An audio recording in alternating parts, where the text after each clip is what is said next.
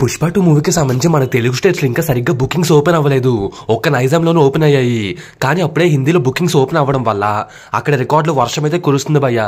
First 24 hours లోనే book my షోలో 2,19,000 tickets వరకు సేల్ అయ్యాయి. ఇది నిజంగా ఒక రికార్డ్ అనే చెప్పాలి. నాకు తెలిసినంత వరకు పుష్ప 2 రిలీజ్ అయిన తర్వాత నుంచి అందరూ కూడా నాన్ పుష్ప రికార్డ్స్ అని చెప్పి చెప్తారేమో. ఫస్ట్ రోజు ఈజీగా 300 కోట్ల గ్రాస్ అయితే కలెక్ట్ చేస్తుంది. ఒక్క తెలుగు స్టేట్స్ నుంచే 110 crores గ్రాస్ అనుకుంటే హిందీ నుంచి ఆల్మోస్ట్ 80 crores గ్రాస్. అంటే ఈ లెక్కన షారుఖ్ ఖాన్ జవాన్ మూవీని కూడా క్రాస్ చేస్తుంది.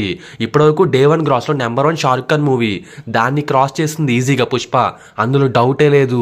అండ్ మీకు తెలీదు, పుష్ప మూవీని హిందీలో పొద్దున్న తెల్లారగట్ల 5ంటికి 6ంటికి షోలు అయితే వేస్తున్నారు అనమాట. మామూలుగా హిందీలో ఎంత పెద్ద స్టార్ హీరో సినిమా అయినా మరి ఇలా బెనిఫిట్ షోలు ఎప్పుడు వేయలేదు. ఇప్పుడు రేర్ గా చాలా తక్కువ సార్లు జరిగింది. కానీ పుష్ప 2 లాంటి డబ్బింగ్ సినిమా కూడా తెల్లారగట్ల 5ంటికి 6ంటికి షోలు వేస్తున్నారు నార్త్ లోని రూరల్ థియేటర్స్ చాలా చోట్ల. ఇంకా పుష్ప 2 మూవీకి సంబంధించి బడ్జెట్ లెక్కలు బిజినెస్ గురించి ఇప్పుడు మాట్లాడతాను, జాగ్రత్తగా వినండి. ఇది చాలా అంటే చాలా ఎక్స్క్లూజివ్ ఇన్ఫర్మేషన్ భయ్య. మీకు ఎవ్వడు ఏ యూట్యూబర్ కూడా ఇలా చెప్పడు అనమాట. మీరు అర్థం చేసుకోండి. ఫస్ట్ ఆఫ్ ఆల్ పుష్ప మూవీకి బడ్జెట్ వచ్చేసి 475 కోట్ల వరకు వెళ్ళింది. ఈ 475 కోట్లు సినిమాని తీయడానికి అంటే ప్రొడక్షన్ కాస్ట్, ఇంకా తీయడానికి 3 సంవత్సరాలు సినిమా తీశారు కదా, వీటికి వడ్డీలు అవన్నీ ఉంటాయి. సో అన్నీ కలుపుకుని 475 కోట్లు.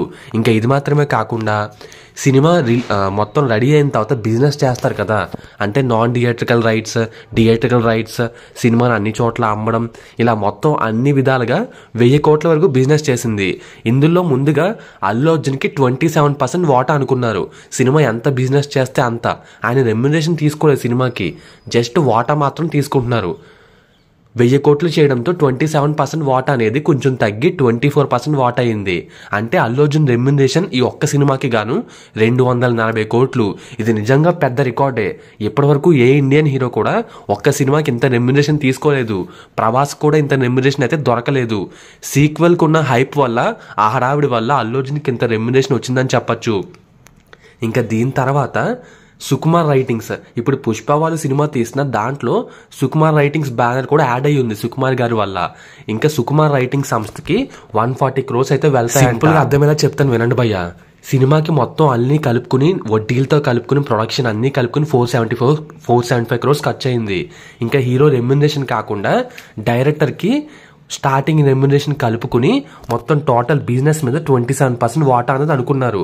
కానీ చివరికి 24% వాటా అయితే ఫైనల్ అయింది. అంటే 240 crores. అంటే ఇప్పుడు ఈ 475 crores ఈ 245 కోట్లు యాడ్ చేయాలి. మొత్తం 715 crores అయింది. ఇంకా టోటల్ మార్కెటింగ్ అమౌంట్లో మిగిలింది 285 crores అనమాట. ఇందులో సగం సుకుమార్ రైటింగ్స్ బ్యానర్కి అయితే వెళ్ళిపోతుంది. అంటే దగ్గర 140 crores. ఇప్పుడు ఈ 140 కోట్లు మిగిలాయి కదా ప్రొడ్యూసర్లకి, అందులో ఒక 10% బన్నీకి మొత్తం పర్సనల్ వ్యవహారాలన్నీ చూసి పెట్టి ఒక అతనికి ఇవ్వాలంట.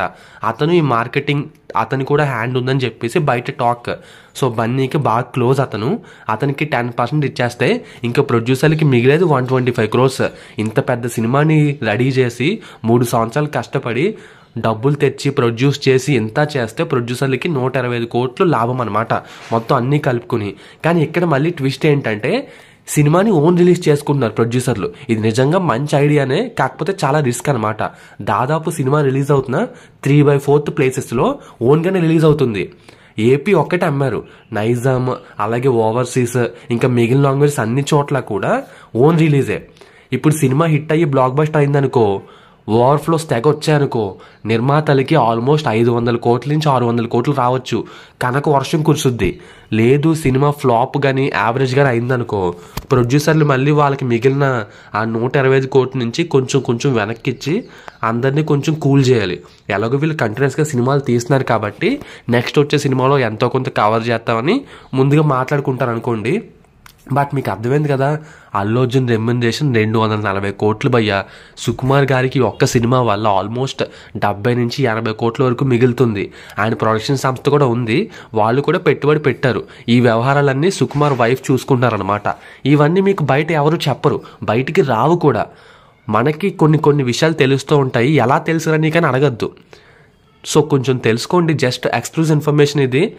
ఇలాంటి మరిన్ని అప్డేట్స్, ఇలాంటి ఎక్స్క్లూజివ్ ఇన్ఫర్మేషన్ల కోసం కొంచెం సబ్స్క్రైబ్ అయ్యి సపోర్ట్ చేస్తే నాకు అదే 10,000. మీ లైకులు నాకు కేకులు పోయా, అర్థం చేసుకోండి సరేనా. ఉంటాను ఇక, బాయ్.